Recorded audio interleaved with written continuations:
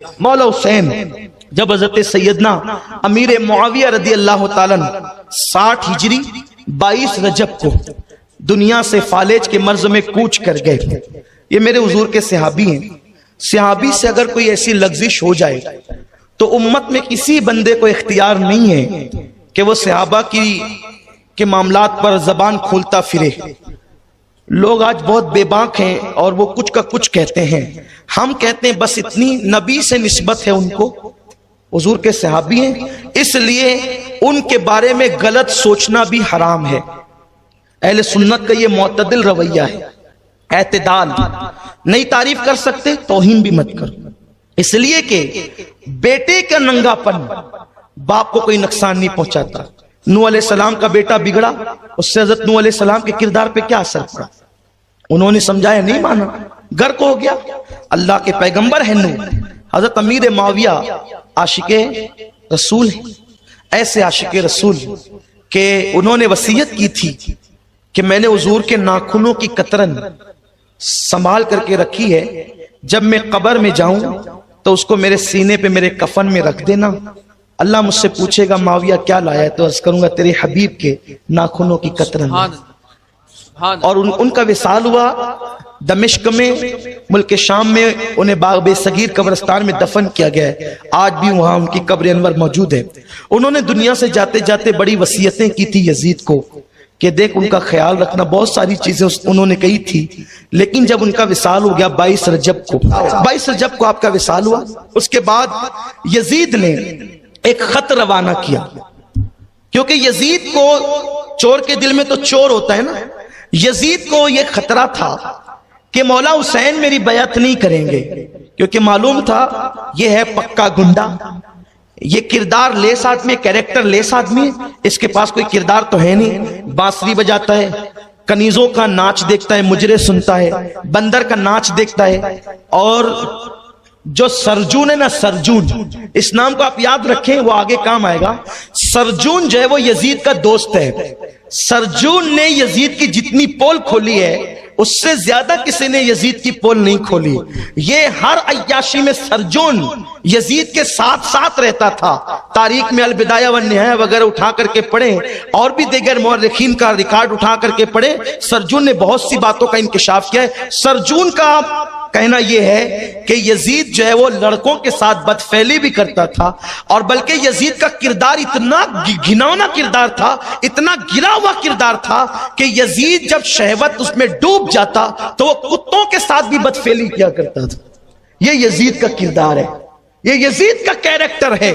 ورنہ سرجون کا والا آپ پڑھ لیں اٹھا کر کے تاریخ کے اندر، اتنا بدترین آدمی بتاؤ جو کتے کے ساتھ بدفعلی کرے، تم اس کے پیچھے 2 رکعت نماز پڑھو گے جمعہ کی؟ ارے جب تم جیسا نہیں پڑھ سکتا، ہم جیسا نہیں پڑھ سکتا. یارو ہمارے یہاں تو نماز میں اتنی احتیاط ہے، ہماری عوام اتنی ہوشیار ہے، سنی عوام، اگر امام کی انگلیاں بھی مصلی پہ نہیں لگتی تو وہ مسجد چھوڑ دیتے ہیں. بولے ہمارے امام صاحب کی انگلیاں نہیں لگتی، اور چونکہ وہ 3 انگلیاں لگانا واجب ہے تو ہے داڑھی منڈا، داڑھی نہیں ہے چہرے، لیکن کہے گا کہ نہیں میں نہیں پڑھتا. یعنی یہ حالت ہے. جس قوم کی غیرت کا حال یہ ہو، جس قوم کی غیرت کی کیفیت یہ ہو، اس قوم کی آقا حسین وہ جو کتے سے بدفعلی کرتا ہو اور مولا حسین کو معلوم ہے اس کے ہاتھ میں ہاتھ دے دے، اس سے بیعت کر لیں، کیسے ہو سکتا ہے؟ اس نے بھیجا حسین کو، کہو ولید سے کہا، ولید جو مدینے کا گورنر تھا اس سے کہا حسین کو کہو ولید ابن عقبہ کہ وہ میری بیعت کریں. عبداللہ ابن زبیر سے بھی کہنا، عبداللہ ابن عمر سے بھی کہنا، عبد الرحمن ابن ابو بکر سے بھی کہنا. یہ 4 نام اس نے خاص لیے، اور اس کے بعد کہا کہ یہ سب سے بیعت لینا، بیعت کرے تو ٹھیک ہے. اب دیکھو اس کا کہنا، اگر یہ بیعت نہ کریں انہیں قتل کر دینا. چاروں کو، یہ چاروں بڑے صحابہ کی اولاد اور خود بڑے، مولا علی کے بیٹے امام حسین، حضرت ابو بکر کے بیٹے عبد الرحمن، حضرت عمر کے بیٹے عبداللہ، اور حضرت زبیر ابن عوام جو حضور کے ساڑو ہیں ان کے بیٹے جناب زبیر، جناب عبداللہ ابن زبیر. یہ نام اس نے پیش کیے. یہ بیعت کرے تو ٹھیک، ورنہ انہیں قتل کر دینا. اب یہ چیز جب ولید کے پاس آئی، ولید نے خط پڑھا، گھبرا گیا. مولا حسین کو قتل کرنے کی بات کی اس نے، تو انہوں نے مروان کو بلایا، مروان ابن حکم.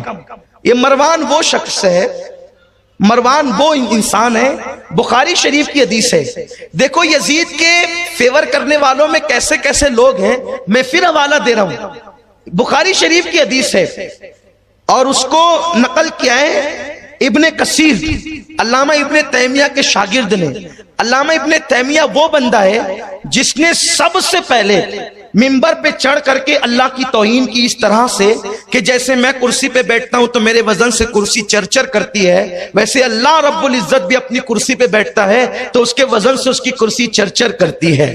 جیسے میں اترتا چڑھتا ہوں وہ بدعتی ہے ابن تیمیہ، اور وہ اولیاء اللہ کو گالی دینے والا، وسیلے کا انکار کرنے والا، حضور علیہ السلام کے مزار پہ جانے کو حرام لکھنے والا. سب سے پہلے جس نے حرام لکھا وہ ابن تیمیہ، اس کا شاگرد ہے حافظ ابن کثیر. اس نے اما عائشہ کے حوالے سے لکھا ہے بخاری شریف کے حوالے سے کہ اللہ اکبر، اما عائشہ کہتی ہے کہ جب مروان اپنے باپ کی پیٹ میں تھا، یعنی پیدا نہیں ہوا تھا، اس کے باپ حکم پر اللہ کے رسول نے لعنت کی تھی اور اس کے باپ کو شہر بدر کر دیا تھا کہ وہ طائف میں پڑا رہے. اور پھر جب حضور نے اس پہ لعنت کی اس کے باپ پہ تو اس لعنت میں مروان بھی شریک ہوا. مروان وہ لعنتی ہے. اس کو بلایا ولید نے، کہا دیکھیں خطا ہے، کہاں بلاؤ، حسین کو بلاؤ. مولا حسین اور حضرت عبداللہ ابن عمر یہ دونوں بیٹھ کر باتیں کر رہے تھے. عبداللہ ابن زبیر ابن عمر نے عبداللہ ابن زبیر اور مولا حسین بیٹھ کر کے باتیں کر رہے تھے. گفتگو چل رہی تھی. اتنے میں قاصد آیا، کہا مولا حسین آپ کو اور ابن زبیر آپ کو بھی امیر بلا رہے مدینہ منورہ کے. کہا اچھا ٹھیک ہے تم چلو ہم آتے ہیں. دونوں باتیں کرنے لگے. ایسا لگتا ہے یہ وقت تو امیر کے ملنے کا نہیں ہے، ہو سکتا ہے کہ حضرت امیر معاویہ کا انتقال ہو گیا اور یزید بادشاہ بن گیا تو اسی کے لیے بلایا جا رہا ہے. مولا حسین نے کہا کہ میں جاتا ہوں، کیونکہ کہہ جو دیا ہوں نا کہ آتا ہوں، میں جاتا ہوں. ابن زبیر نے کہا تم جاؤ، میں تو یہاں سے سیدھے اب مکہ ہی جاؤں گا، میں مدینے میں رکنے والا نہیں. وہ فوراً وہاں سے مکۃ المکرمہ کی طرف روانہ ہو گئے. اس طرف جلدی کے جلدی یہ ادھر گھر گئے اور 30 جوانوں کو ساتھ لیا. کہا کہ دیکھو اگر میری آواز اونچی ہو نا تو تم لوگ اندر آ جانا، اور جب تک میں نہ کہوں لڑائی شروع نہیں کرنا، کیونکہ حالات ٹھیک نہیں ہے. جانے سے ایسا لگتا ہے. کتنے ذہین تھے مولا حسین، دور اندیشی کس قدر تھی کہ جی خط آیا ہے اس کے بارے میں آپ نے محسوس کر لیا تھا. مولا حسین گئے اندر. ولید نے کہا کہ حضرت امیر معاویہ کا انتقال ہو گیا. آپ نے انا للہ پڑھی اور مغفرت کی دعا کی اور تعزیت فرمائی. اس سے بھی حضرت امیر معاویہ کی بلندی ظاہر ہوتی ہے. جس کی دعائیں مغفرت مولا حسین کرتے ہوں ان کی دعا تو کبھی رد ہو نہیں سکتی. تو اس کا مطلب یہ ہے کہ اگر وہ کافر ہوتے معاذ اللہ، یا منافق ہوتے، یا وہ معاذ اللہ اسلام سے ہٹ گئے ہوتے تو مولا حسین ان کی کبھی بھی مغفرت کی دعا نہیں کرتے. ہر کتاب میں لکھا ہے کہ انہوں نے مغفرت کی دعا کی. کہا کہ آپ یزید کی بیعت کر لیں. آپ نے فرمایا اس طرح کھل کر، اس طرح سے جو تم بات کر رہے ہو کہ یزید کی بیعت کر لو، میرے جیسا آدمی جب بیعت کرے گا تو کھلے میدان میں کرے گا. اس طرح چپکے خاموشی سے مجھ جیسے آدمی سے بیعت لینا یہ مناسب نہیں ہے. ایک کام کرو، باہر چلو، اعلان کرو اور اس کے بعد پھر جو ہوگا دیکھا جائے گا. تو ولید نے کہا اے مولا آپ نے تو بات ٹھیک کہی. ولید ٹھیک ٹھاک آدمی تھا. آپ نے ٹھیک کہی، بات ٹھیک ہے، آپ جائیں، میں جو وہ ساری صورتحال یزید کو لکھتا ہوں، معاملہ معلوم کرتا ہوں کہ ایسی بات آپ کہتے ہیں. مروان نے کہا ولید اسے قتل کر، اگر تو نے اسے جانے دیا تو دوبارہ تو اس پر قابو نہیں پا سکے گا. مولا حسین رک گئے. اچھا ابن زرقہ تو مجھے قتل کرے گا یا یہ کریں گے؟ تم لوگ مجھے قتل کرو گے؟ خدا کی عزت کی قسم نہ تیرے اندر ہمت ہے نہ ان میں. ولید نے کہا حضرت آپ جائیں، اگر پوری دنیا کی نعمت بھی مجھے دے دی جائے اور آپ کو قتل کا حکم دیا جائے تو میں پوری دنیا کی نعمت ٹھکرا دوں، لیکن آپ کو قتل نہیں کروں گا. آپ کے پیر میں کانٹا چبھے یہ ہمیں گوارا نہیں ہے، کیونکہ ابھی چند دن ہی تو گزرے، ہم نے دیکھا ہے کہ صحابہ نے آپ کو کندھے پہ بٹھایا ہے، صحابہ آپ کا احترام کرتے ہیں. پھر مولا حسین وہاں سے نکلے، گھر آئے اور گھر والوں کو کہا ہم لوگوں کو اب مدینہ چھوڑ دینا ہے. جس امتحان کی خبر اللہ کے رسول نے ہمیں دی تھی وہ دن آ گئے اور ہم لوگوں کو مدینہ طیبہ چھوڑ کر کے اب کہیں اور جانا ہے. اس لیے تم لوگ تیاری کرو اور انتظار کرو کہ ہم لوگوں نے مدینے چھوڑ دینا ہے. والوں سے کہا تیاری کرو. اب عجیب نبی کے گھر کے اندر ایک کوہرام ہے, سامان بند رہے ہیں, سامان باندھے جا رہے ہیں. اسی عالم کے اندر کوئی کبھی اپنے کپڑے سمیٹتا ہے, کوئی تیاری کرتا ہے, آنسو بہ رہے ہیں. کوئی چپ کے اپنے دوپٹے سے آنسو پوچھتا ہے, کوئی چپ کے اپنے امامے کے شملے سے آنسو پوچھتا ہے.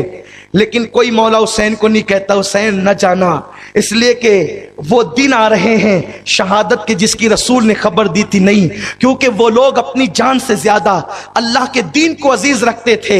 اسی عالم میں پھر یوں ہوتا ہے کہ مدینہ طیبہ میں رسول کی قبر انور کو سلام کر کے سورج غروب ہو جاتا ہے.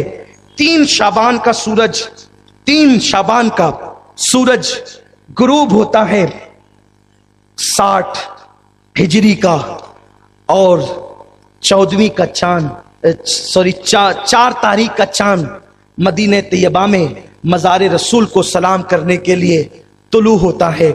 ایسے میں پھر دھیرے دھیرے رات اپنی سیاہ زلفوں کو اہل مدینہ پر بکھیرنے لگتی ہے اور پھر وہ وقت آتا ہے کہ مدینے والے کچھ اپنے مصلے بچھا لیتے ہیں اور نبی کی سنت کے طور پر اپنے گھروں میں اللہ کو منانے کے لیے آنسوؤں کی سوگات پیش کرتے ہیں.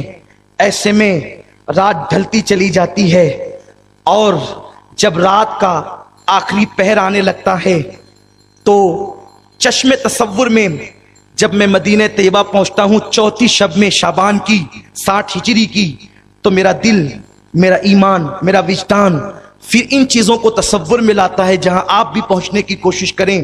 اللہ اکبر. جب مدینے والے عبادتوں سے تھک کر اپنے بستر پر سو چکے, ستارے چمکتے چمکتے تھک چکے اور رات کی سیاہ زلفوں نے گہرے ڈیرے ڈال دیے, مدینہ طیبہ میں ادب کے ساتھ ٹھنڈی ٹھنڈی ہوائیں چلنے لگی. سب کے گھر بند تھے. اگر گھر کھلا تھا تو ایک خاندان کا, جسے خاندان بنو ہاشم کہتے ہیں. ہاں, کسی کے گھر میں اگر چراغ جل رہا تھا تو ایک خاندان کا جو نبی کا خانوادہ تھا.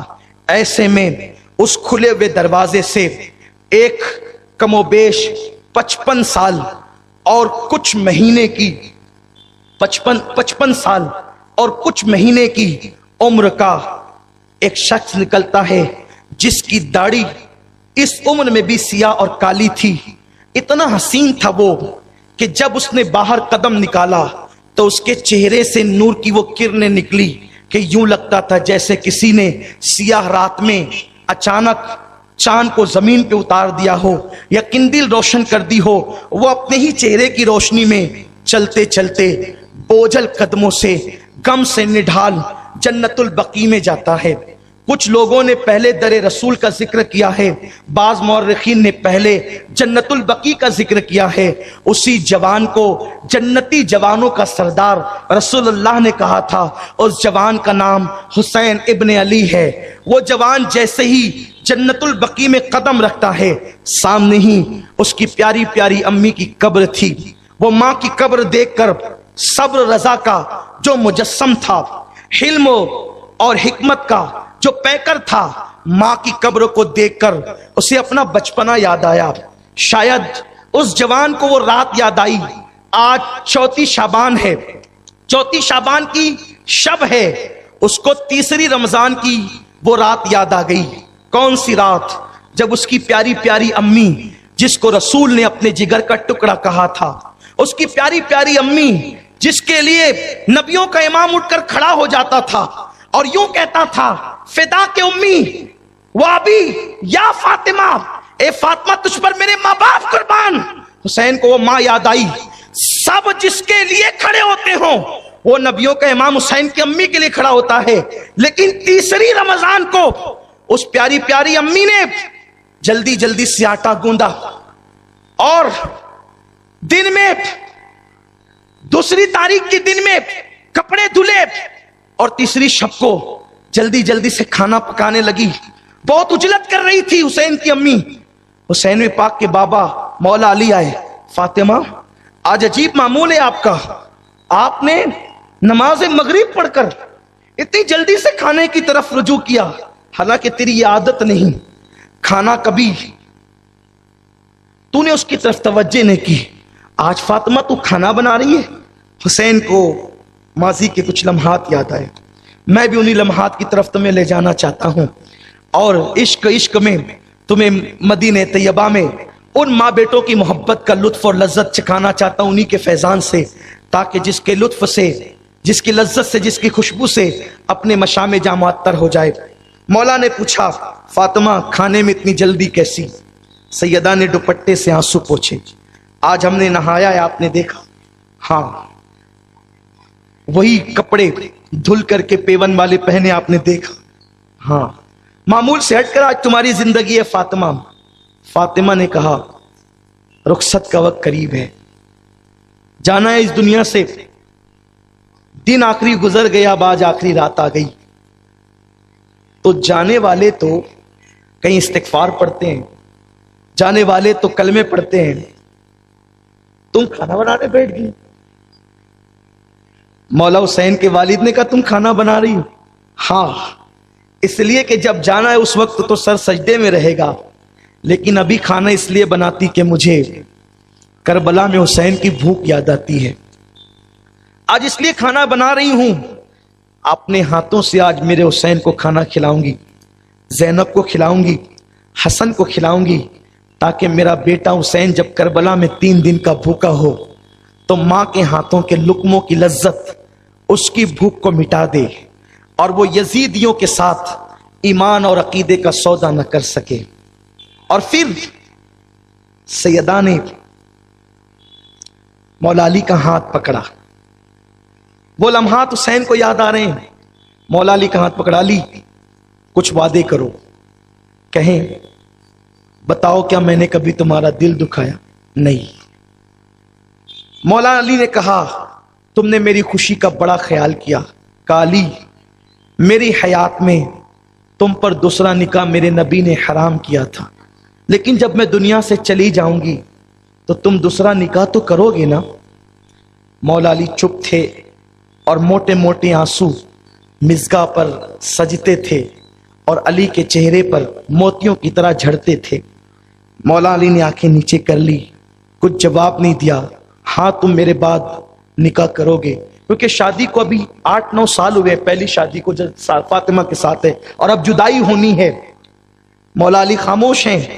فاطمہ کہتی ہے چند نصیحتیں وصیتیں یہ ہے کہ میرے حسین کو رلانا نہیں, کیونکہ میرے نبی میرے بابا کہتے تھے حسین روتا ہے تو میرا دل دہلتا ہے. میرے بچے کو بہت رونا ہے علی, اس لیے اسے رونے نہ دینا, ماں کا پیار بھی دینا اور باپ کا پیار بھی دینا. پھر کہتی ہے میرے بعد تم دوسری شادی تو کرو گے نا علی؟ تو جب دوسری شادی کرنا تو ایسی بہادر خاندان کی عورت سے کرنا کہ جس کی بہادری مشہور ہو. مولا نے کہا یہ عجیب سی وصیت کہ جب دوسری شادی کرنا تو بہادر گھرانے میں کرنا. ہاں علی, اس لیے کہ جب ماں بہادر ہوتی ہے تو اولاد بھی بہادر ہوتی ہے. تو جب آپ بہادر ماں سے نکاح کرو گے تو اس کے بطن سے بہادر اولاد پیدا ہوگی. جب میں نہ رہوں گی, آپ نہ رہیں گے, حسن نہ رہیں گے, کوئی نہیں رہے گا, تو آپ کی بہادر بیوی کی بہادر اولاد کربلا میں میرے حسین کے ساتھ کام آئے گی. اور مولا علی نے حضرت عباس کی جو ماں ام بنین ان سے نکاح فرمایا, وہ بڑی بہادر تھی, اور مولا عباس ان سے پیدا ہوئے. اور بھی عباس کیسے تھے ان کا تعارف تو ہم بعد میں کرائیں گے. تو پھر اس کے بعد سیدہ فاطمہ نے اپنے بیٹوں کو اپنے ہاتھ سے کھانا کھلایا, اور کھانا کھلا کر کے کہتی ہے بیٹو جاؤ نانا کی قبر انور پہ سلام پیش, وہاں جاؤ, اس لیے کہ بیٹے میری روح کو نکلتے دیکھیں گے تو برداشت نہیں کر سکیں گے. اور خود مصلی پہ جانے کی تیاری کر لی. ادھر شہزادے گئے, امام حسن, سیدہ زینب, امام حسین گئے, اور قبر انور پر جب گئے تو کیا دیکھا کہ سرکار کی قبر انور سے رونے کی آواز آتی. وہاں گئے اور جانے کے بعد دیکھا تو فوراً پلٹ آئے, اور پلٹ کر کے آئے تو ماں نے کہا بیٹے آ گئے اتنی جلدی؟ حضور کے روزے پہ سلام کے لیے گئے تھے. کہا امی کیا کریں, آپ یہاں آتے ہیں تو وہاں بیچتی ہے, وہاں جاؤ تو یہاں بیچتے ہیں. کہا کیا ہوا؟ کہا ہم نے نانا کے روزے پہ حاضری دی تو ایک منظر دیکھا کہ نانا قبر انور میں رو رہے ہیں اور حضرت ابراہیم علیہ السلام کی آمد ہے. اس وقت نانا کو روتے ہوئے دیکھ کے ابراہیم علیہ السلام بھی روئے. تو حضرت ابراہیم نے پوچھا آقا آپ کیوں روتے ہیں؟ تو تب آقا نے کہا فاطمہ کے یتیموں کو دیکھ کر مجھے رونا آ رہا ہے کہ یہ میرے بچے فاطمہ کے بچے اب یتیم ہو جائیں گے. تو ہم نے جب دیکھا کہ نانا ہمیں یتیم کہہ رہے ہیں تو اس کا مطلب یہ ہے کہ ماں کے جانے کا وقت آ گیا. فاطمہ نے سینے سے لگایا. یہ منظر گویا مولا حسین کو یاد آ رہا ہوگا. حسین ماں کی قبر پر پہنچے ہیں, خدا جانے کن کن مناظر میں ڈوب گئے ہیں. یہ تو ایک یتیم بیٹا ہی جانتا ہے جب وہ سخت مصیبت کے وقت ماں کی قبر پہ آتا ہے تو اس کو ماں کی شفقتیں کتنی یاد آتی ہے, ماں کا پیار کتنا یاد آتا ہے. اور ماں بھی فاطمہ جیسی ہو. مولا حسین ماں کی قبر سے لپٹ گئے. امی تیرا وہی بیٹا جسے تو سینے سے لگاتی, جسے تو کلیجے سے چمٹاتی, دنیا سے جاتے جاتے تو نے آخر میں اپنے ہاتھوں سے مجھے کھانا کھلایا. ماں اب وہ وقت آ گیا. امی جب کوئی بیٹا کسی مہم پر جاتا ہے اور ماں اسے دعا دے دے تو وہ بیٹا ناکام نہیں ہوتا. ماں آج اپنا پلو قبر انور سے میرے سر پہ رکھ کر کے دعا دے دو کہ امی جب آپ کا بیٹا علی اکبر کو شہید ہوتے دیکھے تو وہ واہ ویلا نہ کرے.